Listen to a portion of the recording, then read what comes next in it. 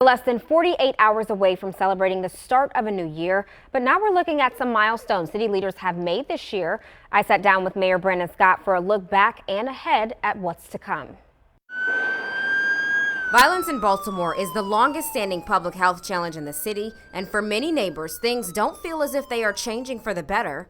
We know that it's people are impatient. I'm impatient with how we can deal with this, and we're going to move as fast as possible. But we know we cannot make the mistakes of the past.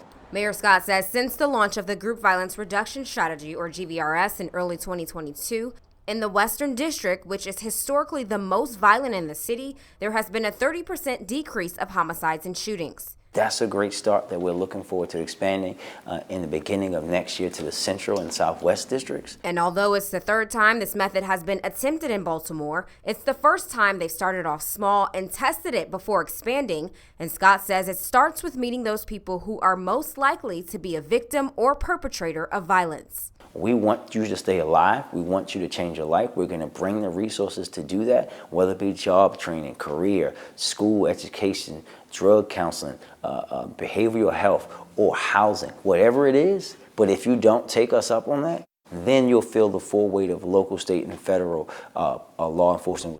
This year, Safe Streets has mediated over 2,000 potentially violent conflicts, and even though Baltimore City Police are understaffed, he says they've seized more guns than before. When you see our police department seizing over 2,400 guns, more guns than they seized when they had 500 more cops, that's significant work that's happening. Scott says one of the most frustrating parts of his job is seeing a revolving door of criminals committing the same crimes. So what can people expect to see going into the new year that will give them hope for what's to come? As we onboard a new state's attorney and a new governor, we know that we're going to have deeper partners on the other end, because I think it's also critical for our residents to be reminded that once our police officers go out and make an arrest for folks who commit murder or have guns or commit a carjacking, and they go to other parts of the system, that's where we have to work with other people. That's where we have to hold other folks accountable and build better systems on the back end. Laying a solid foundation, being consistent with violence prevention, and putting pressure on the people who have the authority to keep criminals behind bars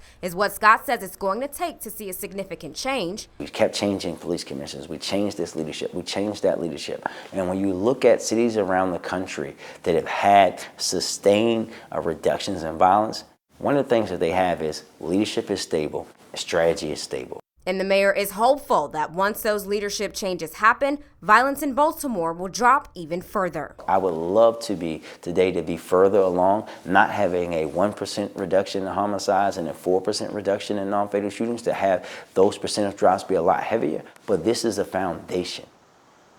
Now, Baltimore is one of the cities that the White House and National League of Cities are turning people towards concerning how to build a community violence intervention ecosystem. Mayor Scott said aside from the crime, something else that he's most looking forward to next year is the $41 million ARPA investment into rec and parks, moving many of the projects out of design phase and into breaking ground. And if